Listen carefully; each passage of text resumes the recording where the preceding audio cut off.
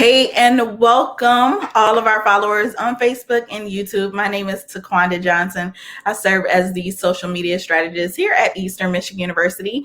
And welcome to our Paving the Way Black History 365 Facebook and YouTube Live series. We are excited to be with you during this month of celebrating Black history and featuring some of my favorite people, honestly, when it comes to Eastern and Black history. So without further ado, we're going to go on ahead and get started.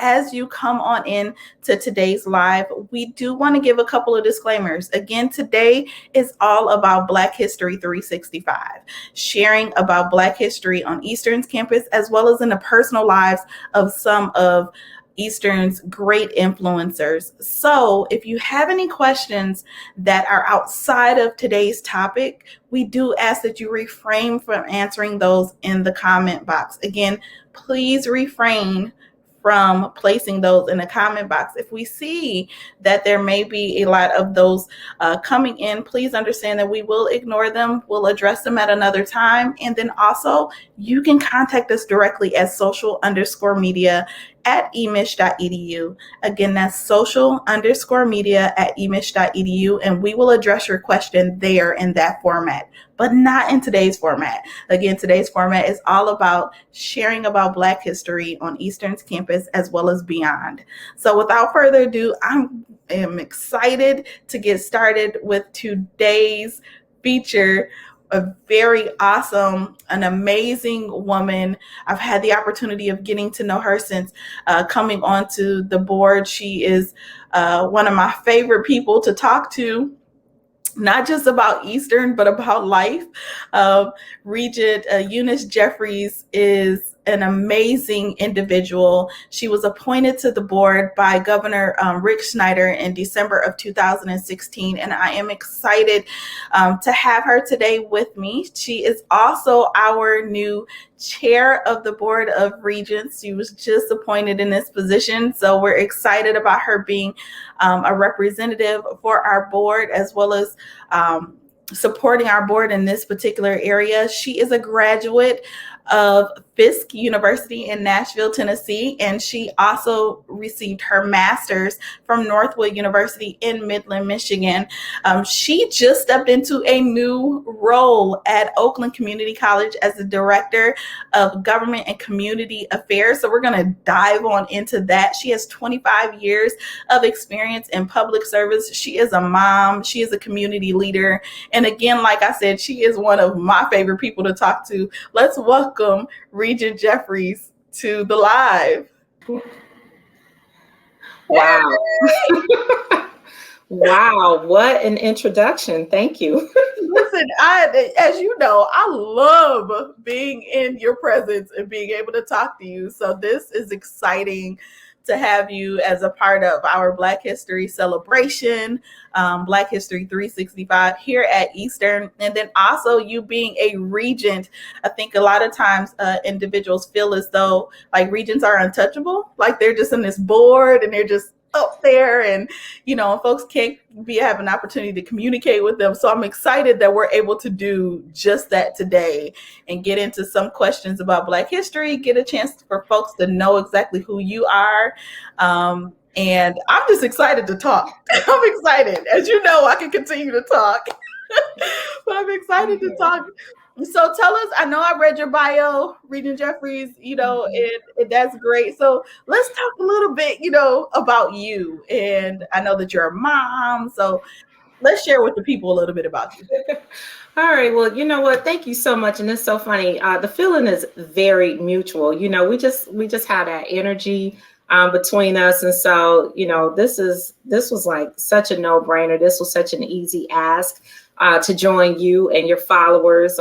Thank you to your followers for tuning in. I think that, hanging with Taquanda, you have your finger on the pulse. You know what's going on, and you're in great hands with Taquanda and how she delivers topics of the day and healthy conversations. So I would be remiss if I didn't say that. Oh, thank you.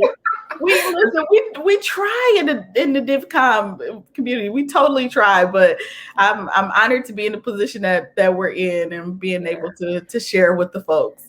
Yeah, so, no, you do good work. Thank you. So talk to us a little bit about like your daughters. I know you have college age daughters, right? Like, so not only are you moving in the track of being, the chair of the board, you have 2 girls in college and 1 in high school. So how do you? You know what? So it's so funny that you would say that and talk about, regents are untouchable and all of that. So yeah, it's in the Jeffries household. It's no different than any other household. I'm the butt of all the jokes. All the TikToks they tag me in. With the moms and that. And I joke about my girls and that, and always since they were little.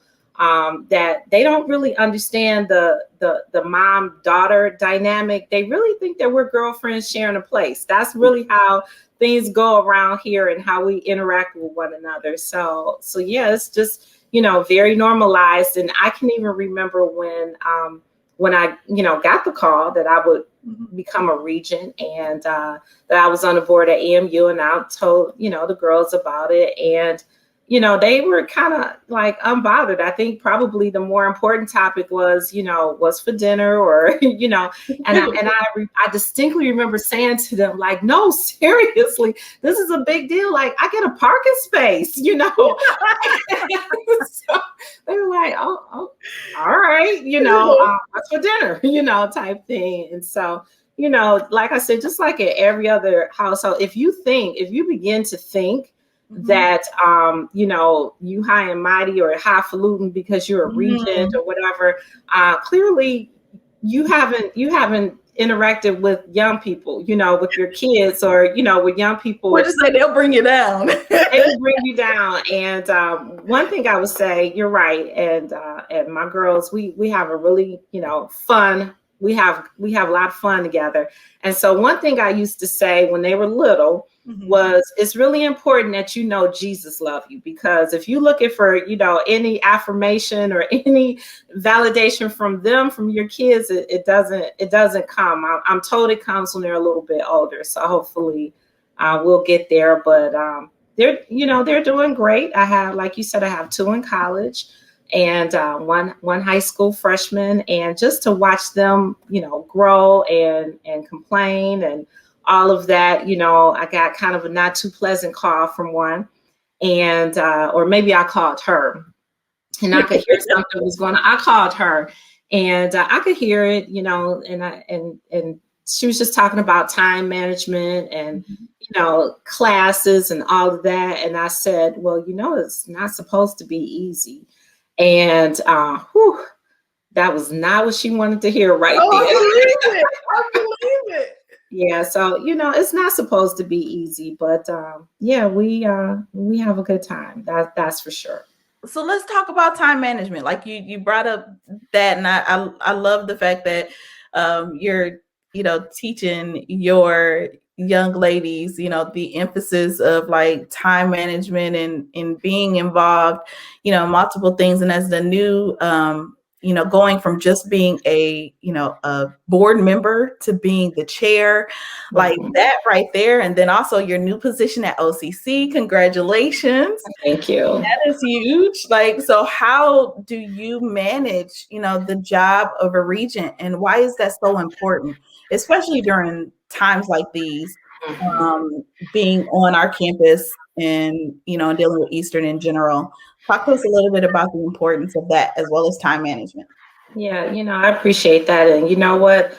I wouldn't say master is the word that, I haven't mastered time management, but I'm definitely pretty aware and pretty intentional about how I organize things on my calendars and things of that nature, because I do have a lot of calendars right now, planning ahead.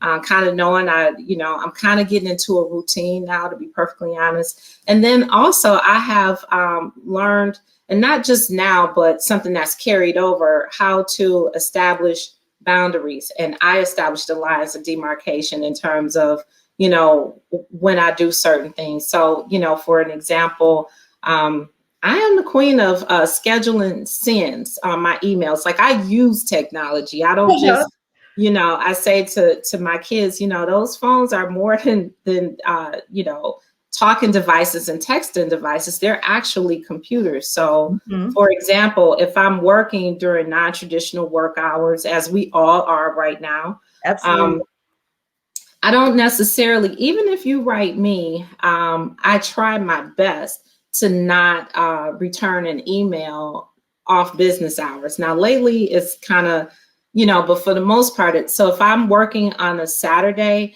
you don't necessarily need to know that. So I will schedule the send to go out Monday morning at 8 a.m. Mhm. And actually, so it won't look too suspicious, I usually do it like at 8:03. I don't know why, but I pick I 8:03 love a.m. it. to send out, emails. And I do that for two reasons. One, because I'm working, I have a set plan. I'm working on what I'm working on, and I don't Mhm. want to create, that back and forth. And then I want to also manage expectations.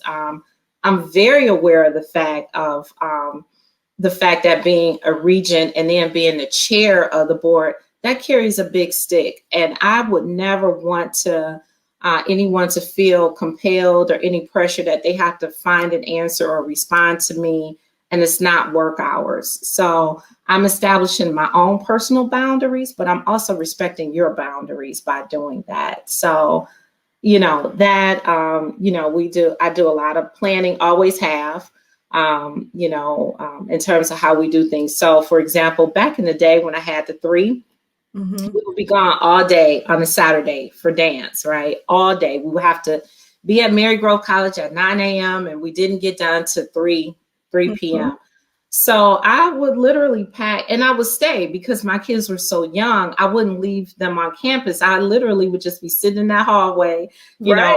on the bench, maybe walking to my car. I might go across the street to CVS or something. But, from a budget standpoint, time management standpoint, I will actually just pack our lunch. I can tell you that I set that expectation with them. They never thought that takeout food was an option. I was never just running to go grab a hot and ready or something. We planned. So we Mhm. packed lunch, we packed snacks and things of that nature. So it's always a work in progress. The time management part. I don't think I perfected it, but I worked really hard at it. So talk to us a little bit about like even the time, like you mentioned about the time management, about being a regent, like the role of a regent is like so important. And some individuals just don't understand exactly like what a regent does. So would you mind sharing just a little bit about that role as a regent and how important that is? And especially um, now that our board has taken a turn to where, we are literally, I feel, as an alum, we are making history now. Like we literally have four African American, Black individuals in areas of, being regents. Like that's Mhm. huge. Like, Yeah. so can we talk a little bit, about like that, like the role of a regent and what you do and how important it is that you do? Yeah, so our board is we have 8 positions on the board right now. We have 7 of them filled, Mhm. and aside from, as you have pointed out, the diversity on our board, it's a lot of diversity on our board. There And is. yeah, in terms of age, in terms of experience, in terms of their relationship with the university, what their interests are, things of that nature, just a lot. So when you talk about time management and being on the board, I will have to say, um, just really sincerely that we have good energy. We complement one another very well on the board. Since my experience, being on the board, it's always been that. We support one another, behind the scenes. We encourage one another. We're all, very busy, and so those interactions, I feel like it starts there as you talk about the leadership of the university, and Right. really, we're the governing board of the university. We take, very important votes as it relates to the budget, as it relates to, matters in general on the board. And we do that, of course, in a public way with our Board of Regents meetings and that. So we prepare, and we're all very aware, all of us, all 7 of us, very appreciative of all the work that goes into putting on the board meeting. Like what the public sees, that's kind of the end result. It's kind of like a wedding, when the doors of the church open, it's kind of a done deal at that point. Well, that's a lot how our meetings go. The president, the administration, faculty, staff, they all feed into reports and information and logistics to make sure everything runs smoothly. And it does. And now with technology, at first when we got to this new normal, none of us knew what was going on and what we were going to do and how we're going to manage it.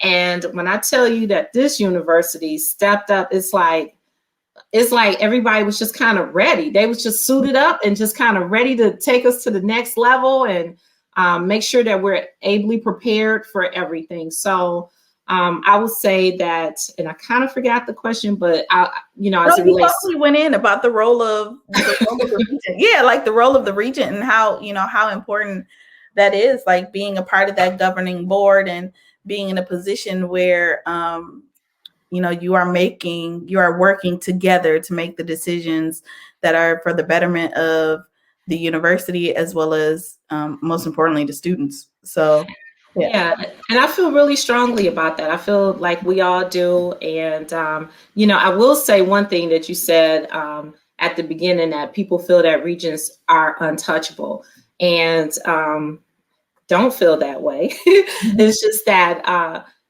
we follow a protocol, and I do feel that it's important that if I need something answered, if I have a question, that I follow the protocol, that I touch bases first with, our president, Dr. James Smith, and with our Board of Regents office, just because, and again, I'm an employee, like you said, I work at OCC. And so I don't know what I would think if a Board of Trustee member came straight to me and asked me a question. Am I in trouble? Is this a setup? I hope I did a good job, or, so it's just really important. But, and not that and this is how great I feel our relationship is on the board. I don't even feel like I need to check with, my other 6 colleagues on the board right now to say this, is that, if there's a question or you're curious about something, contact our Board of Regents office. And apologize, I don't have the phone number with me or anything. Maybe we'll place it in the comment box. Thank you. That's what I was going to ask, so no, don't feel that way. And don't, don't be offended if you reach out to a regent and, because like you said, we all have lives and jobs and responsibilities and all that. But mainly above all else, we just really want to follow the protocol and do the things, that's going to benefit the good. Because chances are, if you have that question, there's someone else that has that question. Absolutely. As well. So yeah, we just like to follow the protocol. Absolutely. And I think like one of the things that I love about the diversity within Eastern's board is that I feel, and this is just me as an employee and as an alum, a 2-time alum, like one of the things that I like about the diversity of our board is that I can genuinely say that I can look at the board and see somebody that looks like me or that cares about the things that concern me as an alum. And then I was able to do that even as a student. And I think that that's like important for individuals to know that there are 7 individuals that come from all shape, form, fashion, whatever background they're coming from, that there's somebody that they can look and say, hey, you know what, they represent me. And that's a great feeling to have. I love the fact that you brought that up. Speaking about like, who do you feel has like paved the way for you to get to where you are today? So now that you are not just a board member, but you are, a chair I know that there are probably quite a few other folks that folks just don't know about when it comes to, board chairs. So can we talk a little bit about that? Like, who paved the way for you? Oh yeah, you got that right. You got that right. So, I hope none of your followers and folks watching this, I hope they don't think that, 2021 is the year of diversity on our board. So guess what? Right. So small fact here, big fact actually, big fact is that we actually, our founding board, the founding members of the Board of Regents at Eastern. Of course, there was a Black woman on the board, and she was our first African American female regent, Mildred Beatty Smith. So she was a founding board member, and I actually had the pleasure of meeting her at a football game of all places. How was it? I probably would have tripped out. Like, I know me, and I probably would have had a fangirl moment or something. Like, please tell me you had one, because I probably would have. Yeah, you know what? She's unassuming. She likes her football. She appreciates being able to come back, and that's one thing we treat our Regent Emeritus very well here at the university. And so she was just very unassuming. She did pour a little bit of wisdom into me, which I appreciated. She made some suggestions, and you reminded me I need to kind of follow up on one of the suggestions that she made. She's definitely paying attention and engaged, and it wasn't a one-time occurrence. And then she remembered me. So this was even before I was board chair, right? I don't even know if she knows I'm chair.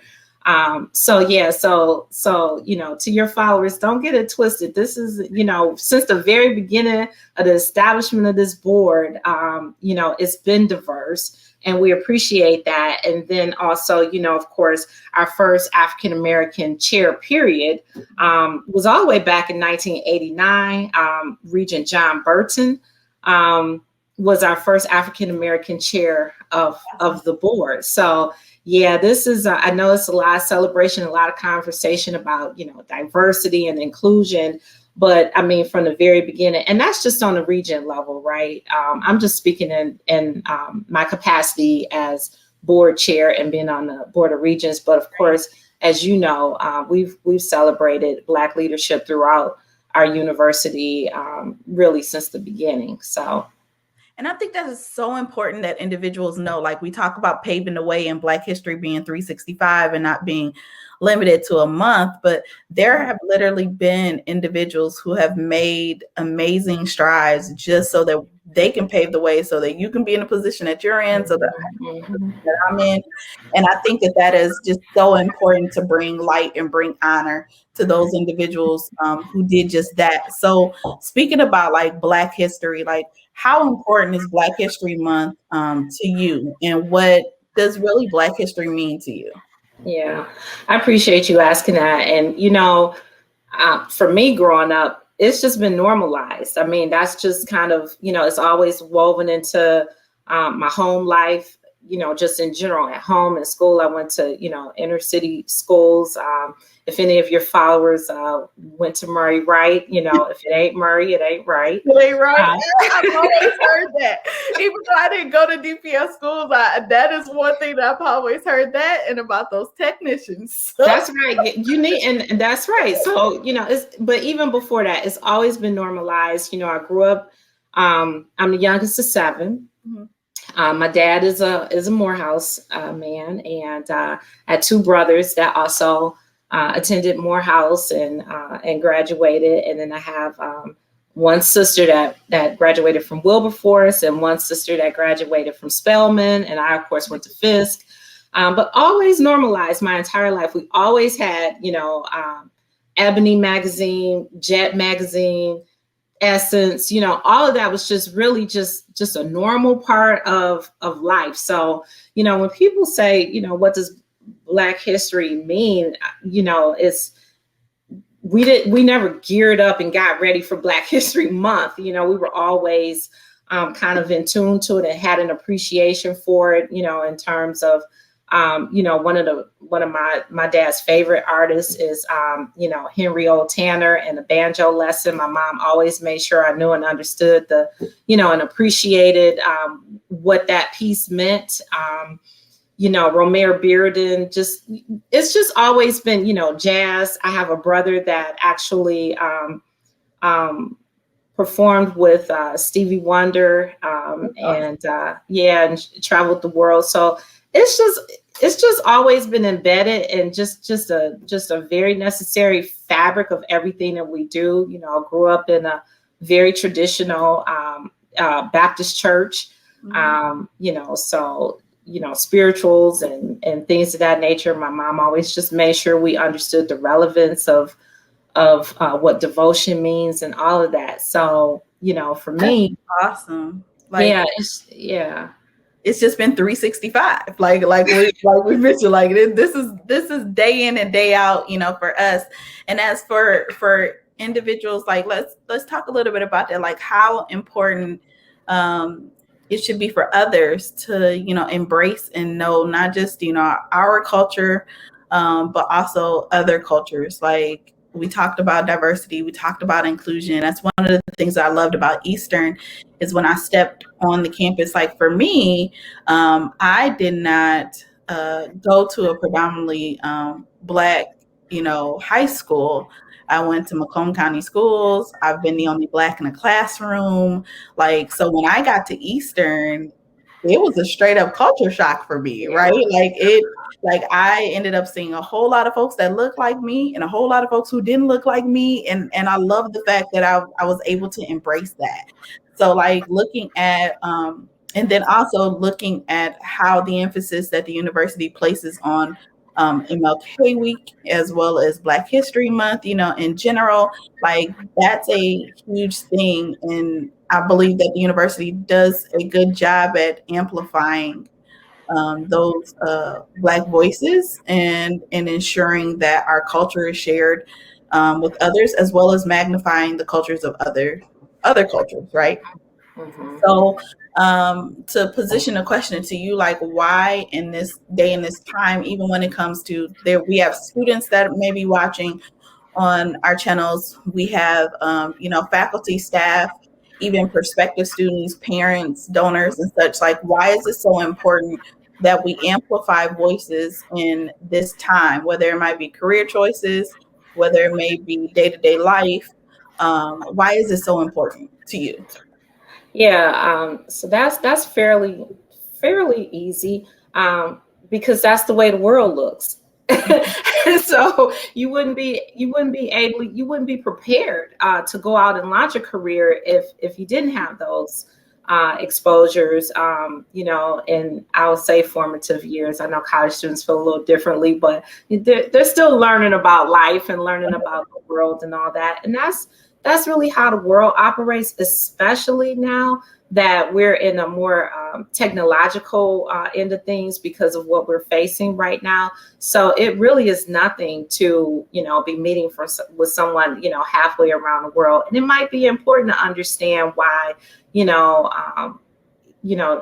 they're wearing coverings, or it might be important to understand why, a certain time of year or a certain time of day is not appropriate to schedule a meeting, that type of thing. And even in person, it's important to understand why maybe a handshake isn't necessarily the appropriate way to greet someone. Mm-hmm. It's the way the world works. And if Eastern couldn't deliver on that, and if Eastern couldn't already embed those sensitivities in the way we deliver education, then that would be an area of improvement. And that's in any field that you go in, and do you feel like we're doing better?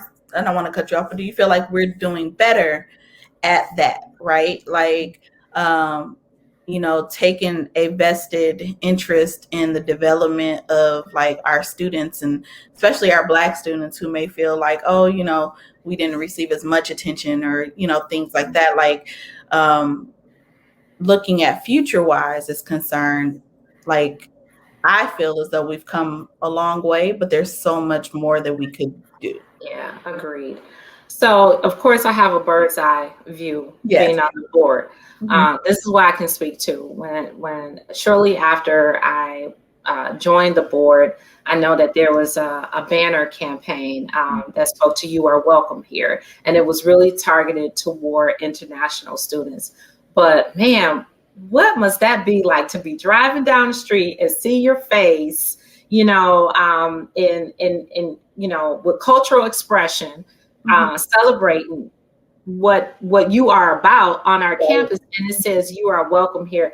That's something you can write back home about. That's something that you can take a picture and talk about kids away at school. I have two away at school, and you can send that to mom and dad and to the family, like, look, and there's a saying, and I really believe this. One of my pastors in the past said this all the time, and it applies to everything. You go where you're celebrated, not where you're tolerated. Mhm. And so that's a telltale sign right there. If we can't celebrate our diversity, and I mean in a meaningful way, more than just introduction to foods and things, but in a real meaningful way, I think that's a real opportunity for us to do is to celebrate diversity. And you didn't ask this, but I'll share. Go Um, ahead. so Farmington Hills is our home now, and we were intentional about it, where to raise our kids. And I distinctly remember asking. We were at a doctor's office, a doctor's appointment, and there was a Christmas tree in the lobby. And I said to my kids, isn't that a pretty tree? Look at the tree. They're kind of at that age. And one of my kids, without missing a beat, with total and complete sass, said, "Where's the menorah?" Mhm. And I was like, I, but it was just, Oh no. Right. I don't know. We can check Right. with the management. I don't know. But, just to have that level of awareness and sensitivity, and to inquire and to know that that's important, because it is important. And if it's important to our kids and our kids' friends, then this should be important to us. And so, in terms of embracing diversity at Eastern, of course, and that's not picking on Eastern, that's, within ourselves individually, there's always an opportunity for us to embrace Absolutely. diversity, show interest in other cultures, show Mhm. interest in traditions, and having an understanding of why things are. And what we'll learn in that is that what we all know anyway, we have way more in common than what we have that's different about us. And so it's always interesting.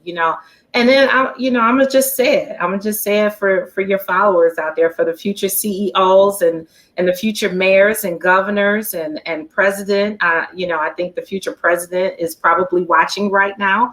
Um,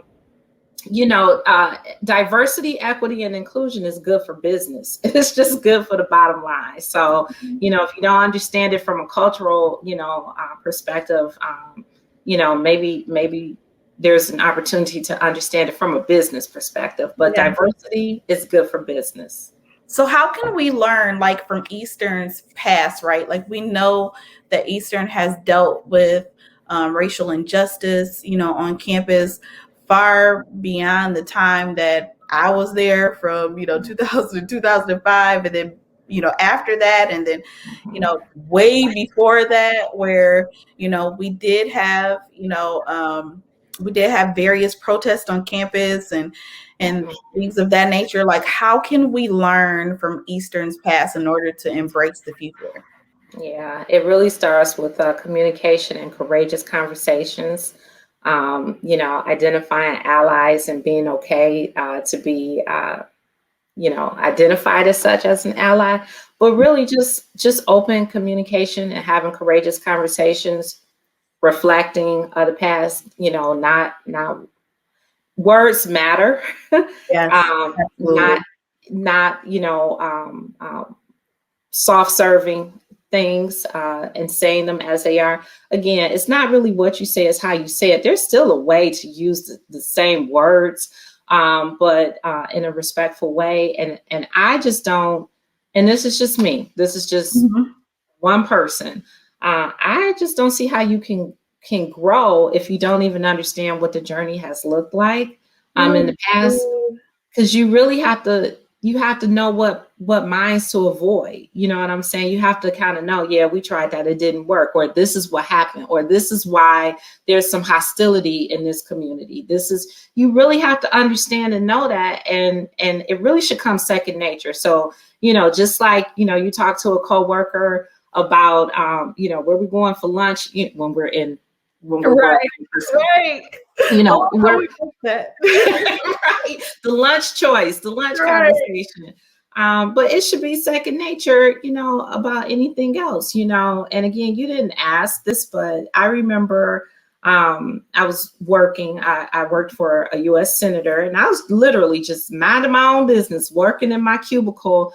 And a coworker walked up to me and he said, so what is this? A nation within a nation, that you have your own anthem? And I literally was working. I was like, what are you talking about? That type of thing. But, we were both young and naive enough that we could have the conversation and expound on it and talk about those types of things. He's still a friend. There wasn't an issue of me taking my earrings off and, keeping it real. That wasn't the reaction or the response, because I didn't know where that came from. I didn't know. So as an institution, as Eastern Michigan University, we have to really engage in meaningful conversations, but with the intent to actually grow and to listen, not to respond, or I knew it, or to have any already built up thoughts or expectations, but to really just kind of let it all go and have those conversations, so that it becomes more and more natural over time. And I think that's what's most important. I love it. I totally agree with that. Most definitely having meaningful conversations, and then also having an action plan as far as what that looks like moving forward. So as we end this conversation now, do you have any last words or thoughts about this month's celebration and Black History 365, celebrating Black history? Any last minute thoughts you want to share with us? No, thank you for the opportunity to talk to you and to your followers, and to just kind of share a little bit. Thank you. Thank you. Well, thank you to everybody who has tuned in to our live EMU 365. Again, I love talking to Regent Jeffries, as you can see already why. She is amazing. Make sure that you stay locked right here on our channels to learn a little bit more about Eastern Michigan University and Black History 365. This is Taquanda, and I am signing out. Have a wonderful day.